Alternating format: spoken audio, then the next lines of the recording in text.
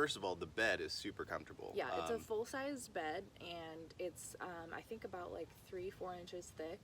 We're Norelle and Danny. We sold our business in Seattle and decided to become digital nomads. Outfitted with a Suboverlander as our home on wheels, we're on an adventure of discovery wherever the road takes us. Subscribe and join our journey meeting new people, seeing amazing things, and helping build new ventures and opportunities.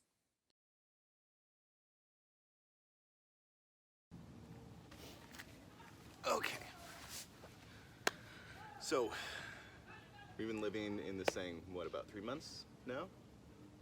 Almost? October, November, 2.5. 2.5 months.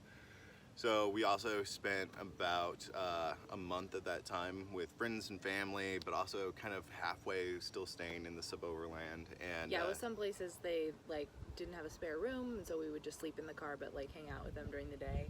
Other times we preferred to stay in the rig, which by the way we officially call 43 just because we can't think of any other name, and we got the sticker on there. Yeah, it fits perfectly. So some questions that everybody always asks us, you know, as we roll in. We thought we'd just boil these down and answer them for everybody. So first one is kind of the introduction, you know, the question, is it comfortable? And I think what they mean by that is like, do you have enough room? Does your back hurt? You know, is you have to, you know, run out to the restroom all the time? Like, what's the overall comfort, you know, ness of 43? Yeah. It's definitely gotten better since we made some modifications. After we got the rooftop bag, we cleared a lot of stuff out of the inside, so that we don't necessarily have to pack it down, pack it in every day. So a lot of the stuff we're not really using, stuff that we don't need on a day-to-day basis, like extra shoes, coats. We minimized a lot. Yeah, we minimized a lot, got rid of some stuff that we didn't need, and yeah, I mean, made our space better. We kind of expanded the space a little bit, which we'll explain, but basically it's Grady from Suboverland had installed a rope that held curtains up in between the main cabin where driver passenger seat are and the back part, and we still have that option, but we've got window covers for the front sides and windshield so that we can just like, opens the space up a little bit more. Yeah, it makes it feel bigger. Yeah. For me, like, I mean, first of all, the bed is super comfortable. Yeah, it's a full-size bed, and it's I think about like 3-4 inches thick, and it's laid right on top of a plywood base, and yeah, it's super comfortable. Probably a better night's sleep than we've gotten in a lot of beds. I have back issues, and a lot of beds don't agree with me, and this one, honestly, I haven't really ever woken up, you know, in the morning and felt, you know, paralyzed, which I do in, you know, super soft bed, so it really helps that it's firm. Sorry, I'm distracted now because a lizard just dropped down right behind the camera there. Just a little guy, that big. Yeah, and I mean, my big thing is making sure there's enough foot room at the end of the bed so that, you know, you can actually, you know, sit up at the in the morning and, you know, put your shoes on. But in general, my back doesn't hurt in it. I don't feel, you know, super crammed every morning. I get up and get out and stretch a little bit, you know, just make sure I can still touch my toes. It's nice to have the front seat cleared out so that, you know, there could be a little bit of a separation of spaces. But in general, I think it's more of a mental game of saying, okay, you know, this is our space. You know, we have to, you know, work our bodies around each other, but ultimately it's way more comfortable than a tent. You know, it's, you know, things stay, you know, pretty clean inside the car. The fan helps temperature-wise. We've had 1 or 2 days that have been, you know, a little bit too hot. As far as too cold goes, we did wake up in Mammoth Lakes to 10-degree weather. We weren't expecting that, but it was very well insulated. So yeah, I'd say like even in colder weather or hot weather, if we're slightly uncomfortable, it's just slightly uncomfortable. It's never slightly. Never been unbearable. It's we've never been like too wet. We've we've done a pretty good job of keeping things aired out and doesn't get too humid in there. Yeah, as long as you're constantly thinking about the ergonomics of things and where to fit things and finding new ways to do it better, you're going to arrive at a space that works for you. Yeah. I think. Temperature wise, don't even worry about it. I think it's great, and the bed's great too. And as far as like where to put things, like honestly, we brought way too many clothes. We only use like a fraction of the amount of clothes. So we could be, organizing things even a little bit better, and we're continuing to make modifications. So that answers that. But the next question is, what's the most difficult part for us in this thing? I mean, the bathroom situation is tricky. I've definitely gotten comfortable with going to the bathroom in a bunch of different environments, and She means outside. yeah, outside is fine. Turns but out girls have been doing it for centuries, yeah, even millennium. It So- just like it would be nice to have like a composting toilet or something like that in there. Although I have no idea where we'd put it. There's no there's no room for anything like that. Right, yeah, we filled this whole thing up. Yeah, so so that's a bit tricky. And then I had a UTI at one point, and that made it difficult just because like needing to go to the bathroom very often, and when you need to go, it's like you need to go now. So that made it a little bit difficult. But yeah, I'd say that's the most challenging part for me. Yeah. And being on the road, I'm like going number 2, or just kind of wait to go at like a gas station bathroom or something like that.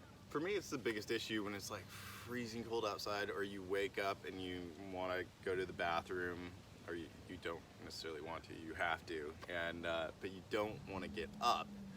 And it's not like just running to the bathroom, that's connected to your bedroom. You have to, get up, put some clothes on, go and, if you're in a campground like this, you can't just, pee right out the door. You have to, go down the way and then come back and then, get all snuggled up again. So that kind of sucks. Definitely the bathroom situation is a little bit more difficult.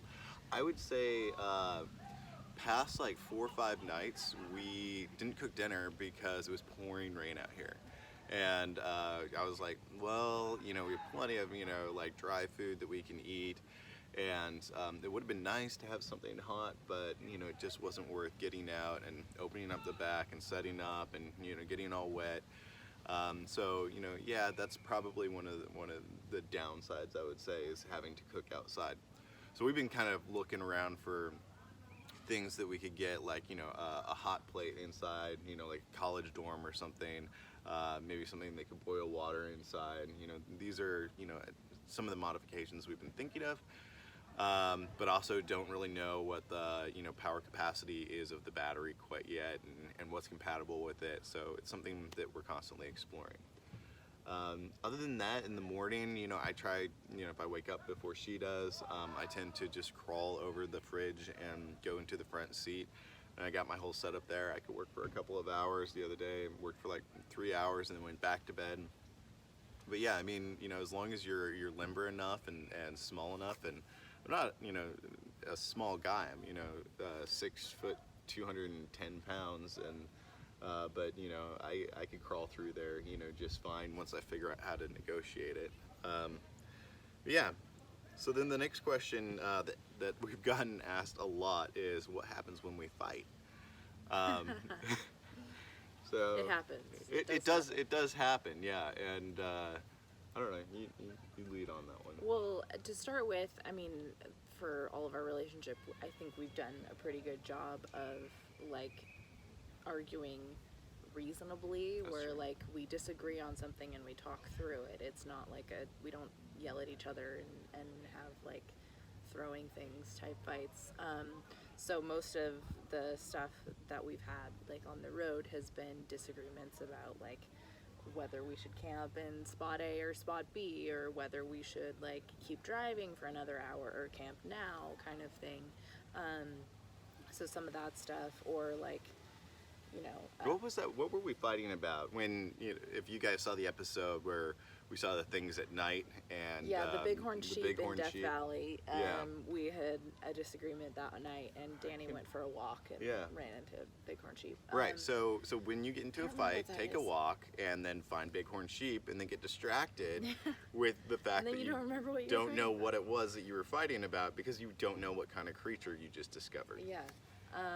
Do you? I don't remember. That's probably a good sign. Yeah, that's a good sign. mean- Take a walk. You know, that's you know, first little bit of advice. You know, if it were raining like it was last night, I don't know, just go to, you know, opposite ends of the rig. You know, she takes the bed. I'll, you know, go up in the front seat and just like cool down. I think eating something is super Okay. key for me. I don't know. It's just like, I'm thinking about it. If I was, you know, cooped up there, you know, and I was like, okay, we're not going to talk for a little bit. I have the fridge, right? And so I'd probably, you know, just, you know, eat something, calm down. And the key is when you reapproach, it's best to reapproach on a different subject. You don't come back in and like be like, oh, so now we've had some Yeah, time to might calm as well down. not even have a break because Right. you're just jumping right back. Yeah, exactly. It's like just table the subject. I think that's a huge thing with, you know, the way that we resolve conflict is we tend to take a break and then say, you know what, we're going to table that subject, you know, for later. And when we re-engage, it's always about something practical that's non-controversial, and we can work on solving it together. Yeah. And then that ends up, you know, calming things down quite a bit. But I mean, recently I guess like we got a little bit upset last night because this is actually the fourth day we've been here. Third night here, yeah. Okay, so we were trying to find another campsite up north of Okanobe. Is that it? Okikochi. Okeechobee. Okay, so I've been calling it Lake Obi-Wan Kenobi. Yeah, and throwing himself off by doing so. It's just easier to remember. But yeah, we went into Okeechobee, the town, yesterday, got an oil change for the first time ever. Also restocked our food supplies at Walmart, and then we were going to continue northwest-ish along the lake, which is a pretty good-sized lake, but the South Florida Water Management District property where we were going to camp for free did not have cell reception, and then and Danny really wanted to watch New Hope last night, so Hey, she first promised me that, okay, we're trying to watch all of the Star Wars, yeah, you know, ahead in of order. Episode 9 coming out. Yeah, well, technically we should have watched, you know, Rogue One Solo last and night. Rogue One, you know, but we skipped straight, so we might have to go back. Either way, we're watching all the Star Wars before Thursday, because that's when the new movie comes Well, out. before we see the Right, new before, movie. yeah, but So we all know there's it's time. going to be Thursday, right? I know it's probably not going to be Thursday. It's We not. have, He all the doesn't tickets like are them probably to- already yeah. sold out, you know. And I mean, we're in Florida. That's where Disney World is. We don't so- know where we're going to be on Thursday. That's true. Like what Yeah. town. Yeah. Anyway. So, you know, for us, having cell service is kind of important because we're both also working on the road, and also, as far as not having any fights go, it certainly helps to have some sort of entertainment. And so when we have at least 2 bars of LTE, we could stream in Hulu, Disney Plus, Netflix, whatever we want. Also, last night we were uploading 2 videos, trying to upload 2 videos. And so, you know, while we're, you know, kind of, you know, off the grid, we're not really off the grid. So, you know, some habits die hard. So, anyway, we ended up having to turn around and drive another hour and 10 minutes back here. Because we knew for sure that when we mount the phone on the window, on the right window, we will get 2 bars of reception. And we knew that this lovely spot was available and ours for the taking. So we just headed back here. And I think that one of my biggest coping mechanisms for when I'm a little bit upset is just don't say anything, just silence. I'm sure it's like this heavy weighted silence, you know. Little bit. But, you know, if I wait, you know, at least like 15, 20 minutes and then, you know, just let it simmer, let it settle, let, you know, the new course and direction go, and accept the fact I'm going to be driving for another hour, you know, before we can get settled, you know, things turn out okay. Just don't say anything stupid, don't do anything stupid, give it some time, give it some space, and then reapproach. That's my advice. Is that? Yeah, that's it for Suboverland living for now. I guess we can answer more questions if you guys ask us more questions. So ask us questions, and Yeah, we'll do another have video. We'll have a separate video on kind of road tips, such as like where we find water, where we find free or cheap places to camp, show you the apps that we use and everything, but that'll be a separate video. Yeah, but that's it for now. And again, comment with any questions, and we'll do a few like detailed ones about how we're doing things, where we actually will do some demonstrations and show off more of 43.